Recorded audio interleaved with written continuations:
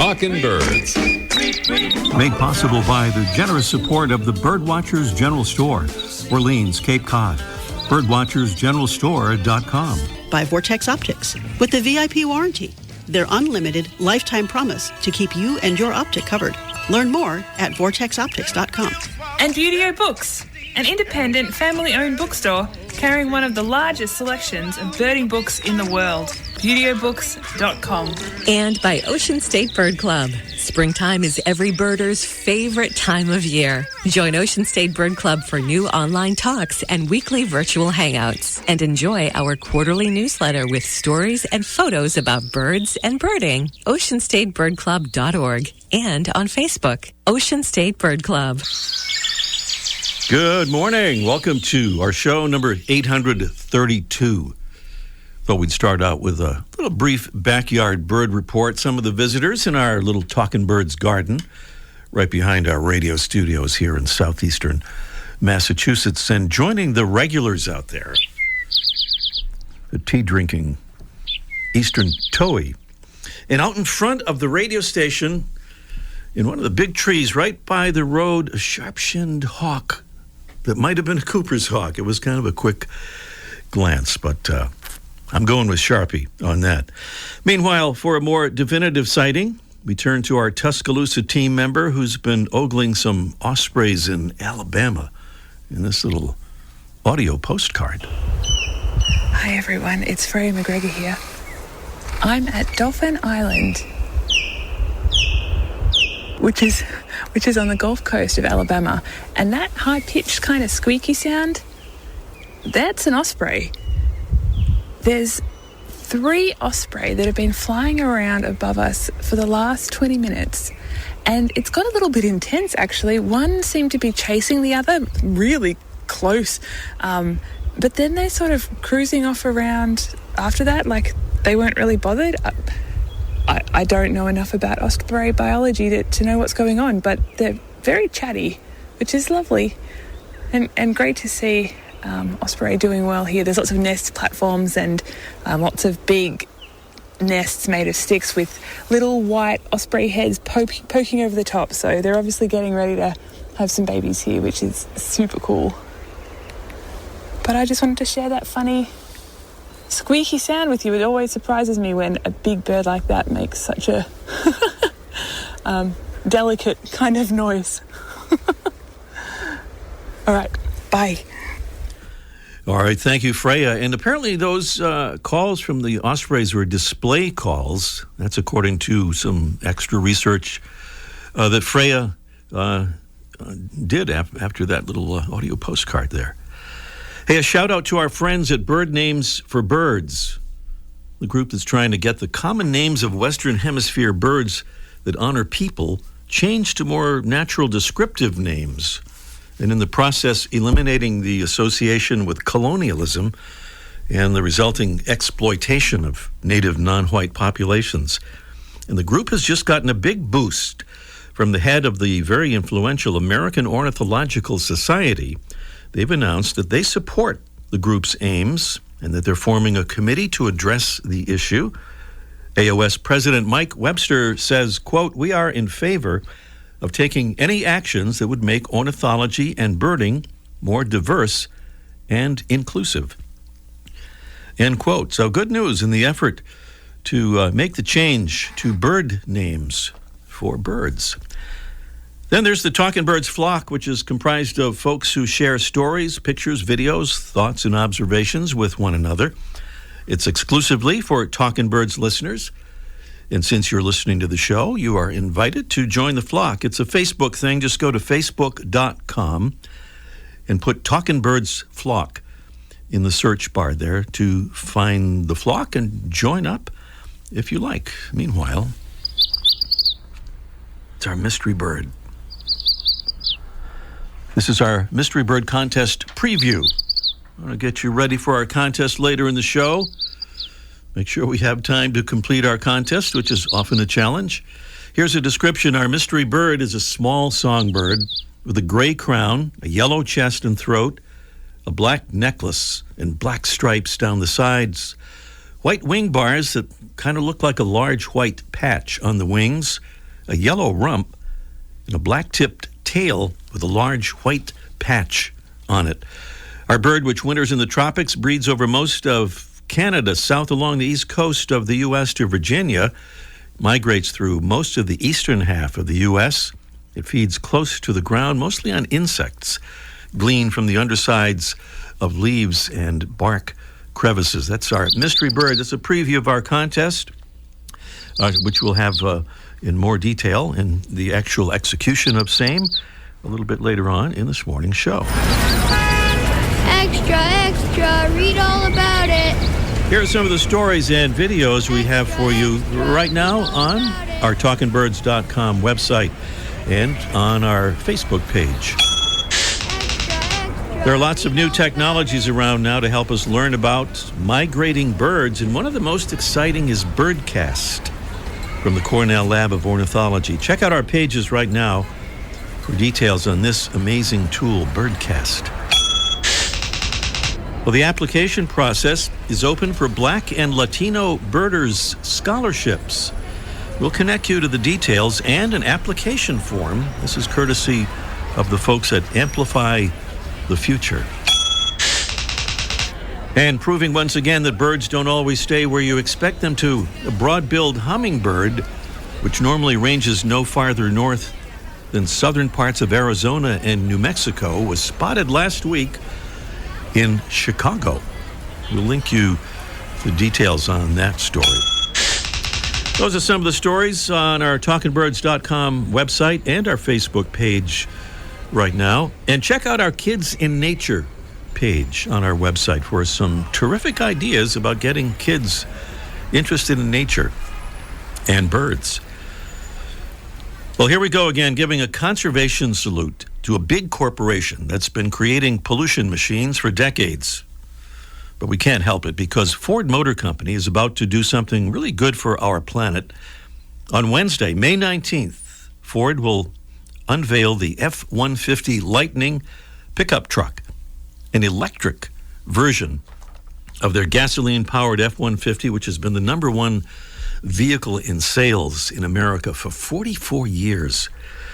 By the way, the Lightning is one powerful truck. Ford produced a video showing it pulling a 1.25 million pound freight train, which was carrying 42 gasoline-powered F-150 pickups.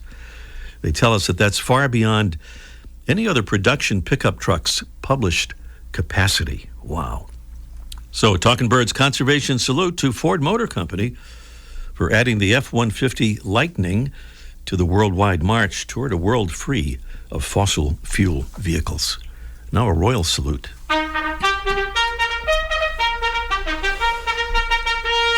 And this goes to more Talking Birds ambassadors helping us get the word out about Talking Birds and birds and conservation. And thank you to Hillary S. from Narragansett, Rhode Island, that beautiful town there in southern Rhode Island. Thank you, Hillary.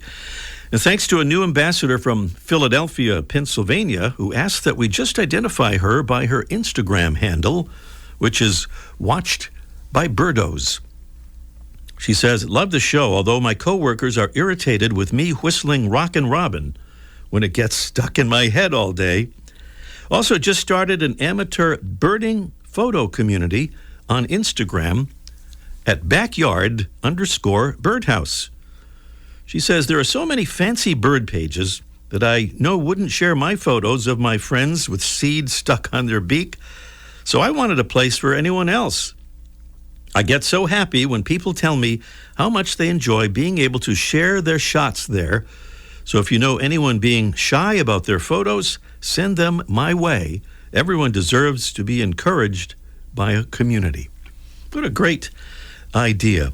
And Watched by Birdos is at backyard_birdhouse. So a great place to share some photos. Still to come on our show today, we'll learn about a wonderful nature-themed organization that is spreading its wings all over America. It's called Latino Outdoors, and we'll talk with one of its chapter program coordinators.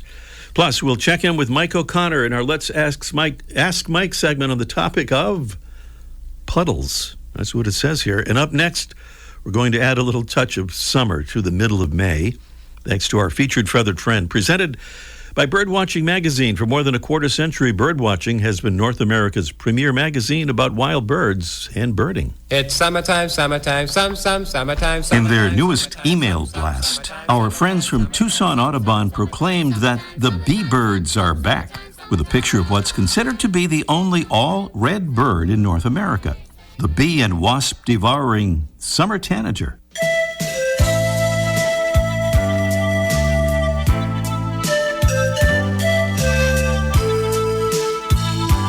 The strawberry-colored male summer tanager is a compelling sight against the green of the forest canopy.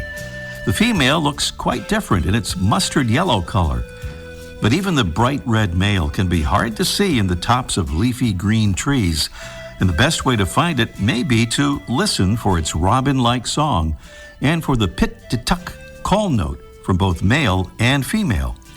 Here's the song.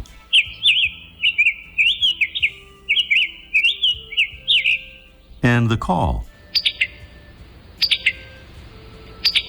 As a spring arrival from central Mexico and points south, the summer tanager ranges as far north as New Jersey in the east, southern Iowa in the Midwest, and Nevada and southern California in the west. Look for it in oak, hickory, and pine woodlands, or listen for it as it hides behind those green leaves.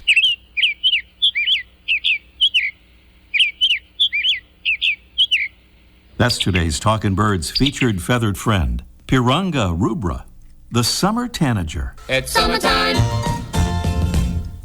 Welcome again to our show number 832. That website of ours that we invite you to visit is talkinbirds.com, and there ain't no G in talkin'. Well, Sebastian Moreno is the program coordinator for the Western Massachusetts chapter of Latino Outdoors. And he joins us now to tell us about the mission and vision of a great and growing organization getting people connected to nature. Good morning, Sebastian.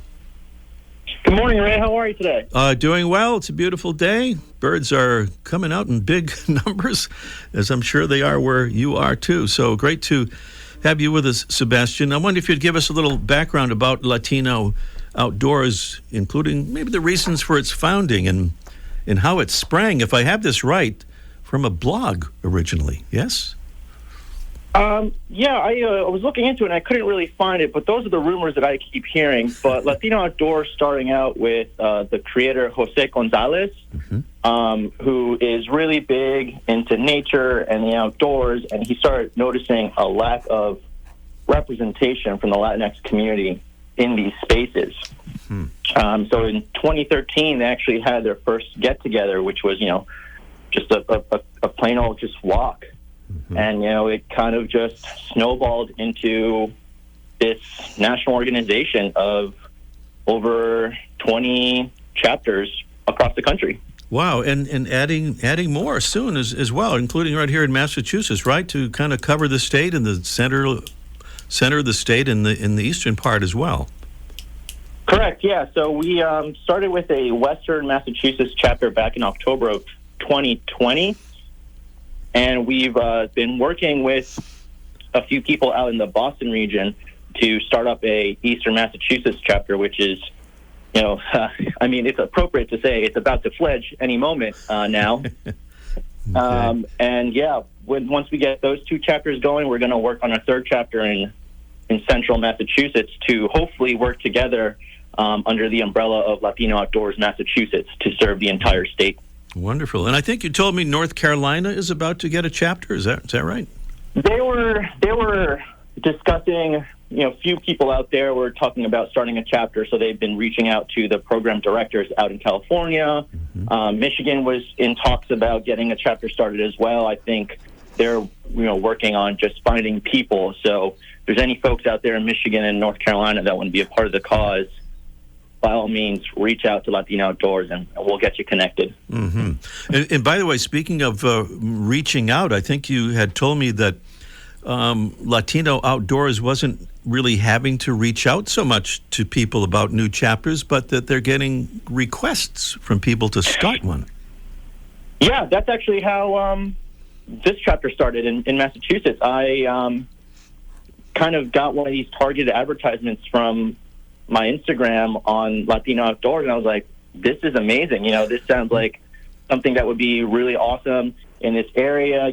Springfield, Chicopee, Holyoke, that Tri-City area has a very large Latinx population. Mm-hmm. And I kind of just reached out to the organization thinking I would have to beg and plea, and I just was like, hey, here's a great place for a chapter. And like, all right, sure, let's get it started. It was very, very simple. Wow. And Latino Outdoors is run mostly by volunteers, right? Yep, it's run mostly by volunteers, correct. And you are one of them. And I want to ask you about some other stuff that you're doing in a moment. But you started this chapter in the western part of Massachusetts in October, so kind of right in the middle of the pandemic. So you've kind of had to do your whole operation so far in a virtual manner, right?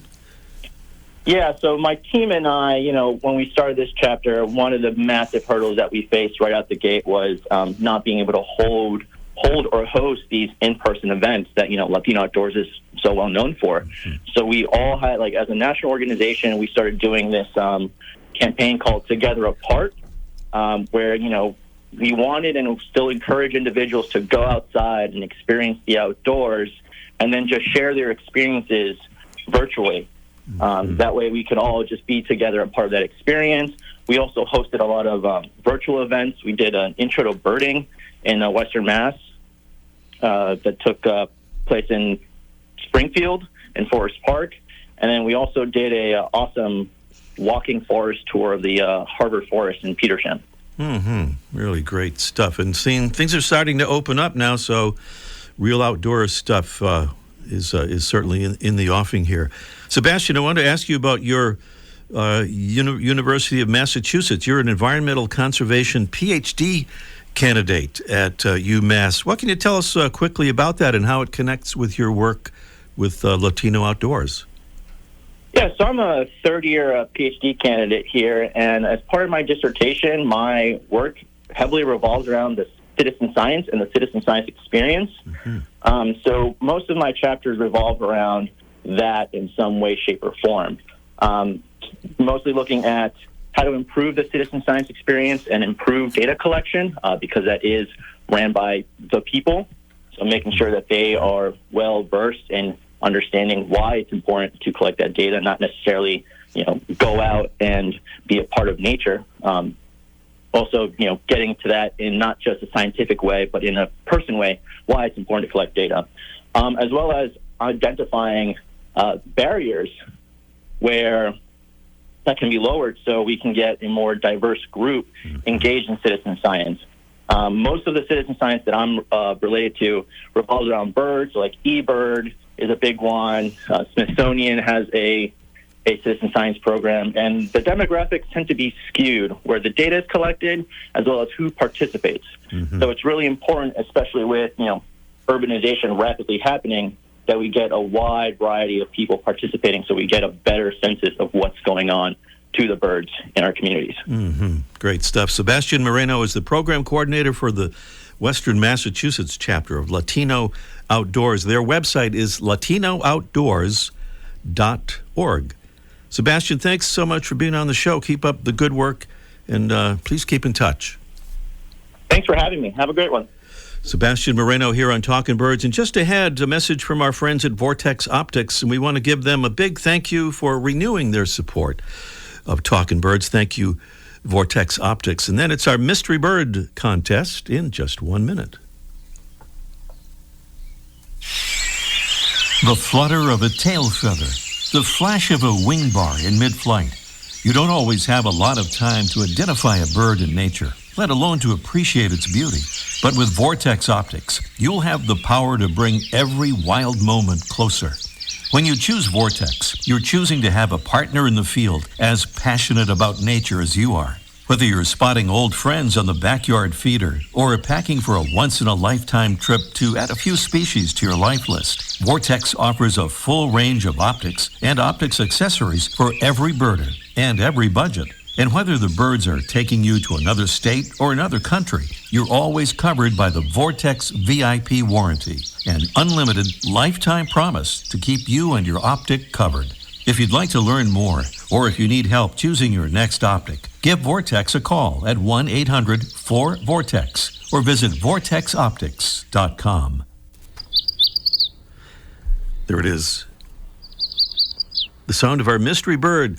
Our mystery bird contest is officially underway, and you're invited to call us and tell us what that bird is at 781-837-4900. That's 781-837-4900. Description-wise, our mystery bird is a small songbird with a gray crown, a yellow chest and throat, a black necklace and black stripes down the sides, white wing bars that kind of look like a big white patch on the wings, a yellow rump, and a black-tipped tail with a big white patch on it. Our bird winters in the tropics and breeds over most of Canada, then south along the east coast of the U.S. to Virginia, and migrates through most of the eastern half of the U.S. It feeds close to the ground, mostly on insects, gleaned from the undersides of leaves and bark crevices. We love warblers I just gave something away there a little bit, that feed close to the ground so that we can see them. 781-837-4900 is the number to call. Prizes include the Droll Yankees original, iconic A6F classic tube feeder that has a lifetime warranty against squirrel damage. Bonus prize, a 2-pack of Window Alert window decals. Keep birds from crashing into your windows. They're beautiful and really can prevent injuries to birds. So that's our mystery bird contest, 781-837-4900. Meanwhile, Mike O'Connor will regale us on the topic of puddles. Let's ask Mike live in just 1 minute. Beauty-O Books carries one of the largest selections of birding books in the world. New, used, and rare books covering everything from backyard birding to general ornithology, from field guides to photography skills, biography, fiction, and humor. You'll find it all, along with the knowledgeable customer service you've been looking for, in one convenient place. BeautyOBooks.com. B-U-T-E-O. BeautyOBooks.com. My name is Gretchen Conradi, and I live in Seattle, Washington. I like being a Talkin' Birds ambassador because it sort of gives you something to anchor to when you might be chatting with other people outside, because then you can turn them on to the structure of the show and the conservation topics and just the general fun of it. Talkin' Birds listeners, we hope you'll join our ambassadors family. Just visit our website, talkinbirds.com. Join today, and thanks. Mike O'Connor is holding forth at the legendary Birdwatchers General Store, Orleans, Cape Cod.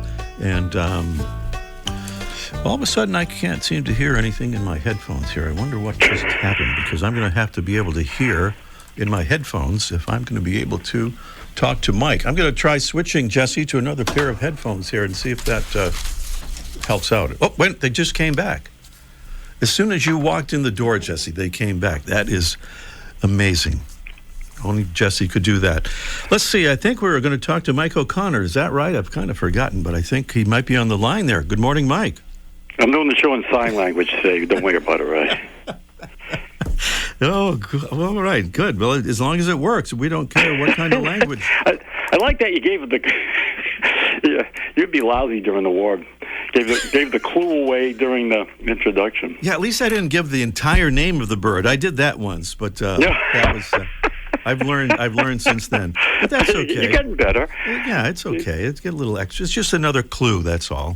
Just think of it as another clue. But I mean, and here you are, a guy that wants to talk about puddles. So what can I say? Right. This is it. I mean, we all get upset over oil spills, and then on your show, you have done some good work on things that we take for granted that are actually bad, like straws. You had a campaign, and we reduced the number of straws people don't really need, or balloons, those Mylar in plastic balloons and plastic bags. Well, I got another one, and this one's easy. It's puddles. We got to get rid of puddles. And not just because, you want to keep your car clean when you're driving down the road. But I was going to work the other day, and there was a whole flock of goldfinches drinking out of a puddle on the street not far from my house. The trouble was it hadn't rained in weeks, or at least days. So there was no reason for that puddle to be there. And I started thinking, every time somebody washes his or her car, or washes the dog, or cleans the grill, or washes out some disgusting thing, or got a trash can, you just rinse out your trash can, you just dump it in the driveway or on the road, and it sits in a puddle, birds will come along and drink it. And I decided we have to pay more attention, at least me and hopefully other people, with how water gathers. We just have to pay a little bit more attention to that, because when you wash the white walls on your car, Ray, and rinse it off, that detergent goes into a puddle, and then you walk away, and eventually it'll evaporate. But meanwhile, a flock of waxwings or something could come, or warblers, could come and drink out of the puddle, and they'll ingest some of that toxin. So my advice is, and this is easy, once you've done cleaning whatever you're doing, just if you see a puddle, just hose it out, disperse it, or push it away with a broom or something like that, so the water doesn't sit there for birds to come along and drink it. And if you get a hose that's safe for drinking water, especially when you're filling your bird bath. A lot of these garden hoses have lead in them. Go buy a lead-free, water-safe drinking hose. And that's all I got. I want to go hear more about the mystery bird now. Yeah, that's a lot. So if that's all you got, thank you so much. Thank you, Mike. And I think you gave another hint on our mystery bird in there too. It's very cryptic, but I got it in there. All right. Talk to you next week. Okay. Mike O'Connor at the famous Birdwatchers General Store. Birdwatching Magazine has a new membership program.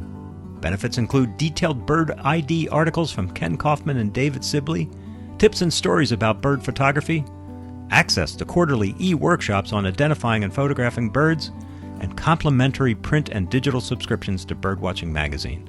Learn more at birdwatchingdaily.com/memberships. Back to the Mystery Bird Contest. 781-837-4900 is the number. And Melissa is in Mobile, Alabama. Good morning, Melissa. Good morning. Good morning. Well, we heard from our Freya McGregor in Tuscaloosa. From Tuscaloosa, you're kind of giving a little equal time for Mobile, right? That's right. We're way down south. Way down south. And by the way, is Mobile, is that the correct pronunciation? It is Mobile. That's right. All right, good. I wanted to make sure about that. So it's our Mystery Bird Contest. Melissa, what do you think our bird is? Is it the Magnolia Warbler? The Magnolia Warbler seems to be... Yes, absolutely correct. Hey. I'm so excited. You are. I think I can tell that you are. Melissa, that is absolutely right. Magnolia Warbler. Nice work. And if you'll stay on the line, we'll reward you with some of those beautiful prizes that we described earlier.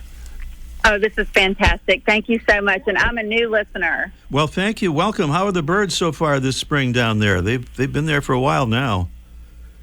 It's been wonderful. I've gone to Dolphin Island a couple of times on the hunt for the painted bunting. Unfortunately, I did not get to see one, but I saw so many other birds when I went down there looking for the painted bunting. So that was exciting, and I got to record a lot of birds I'd never seen before. Awesome. Thank you so much, Melissa. Keep up the good bird watching. Thank you. All right. The Magnolia Warbler, correctly identified by Melissa down there in Mobile, Alabama. Next week on our show, our friend Josh Slovak will be here giving us a spring bird banding report from the McKellar Island Bird Observatory in Thunder Bay, Ontario, Canada. And thanks to our amazing Talking Birds team, Debbie Bleacher, Freya McGregor, our assistant Audrey Stack, and our producing engineer Jesse Wilkins. I'm Ray Brown. Thanks for listening, and see you next week. The bird show. I like that. Ray Brown's Talking Birds. Made possible by the generous support of the Birdwatchers General Store, Orleans, Cape Cod. Birdwatchersgeneralstore.com. By Vortex Optics with the VIP warranty. Their unlimited lifetime promise to keep you and your optic covered. Learn more at vortexoptics.com.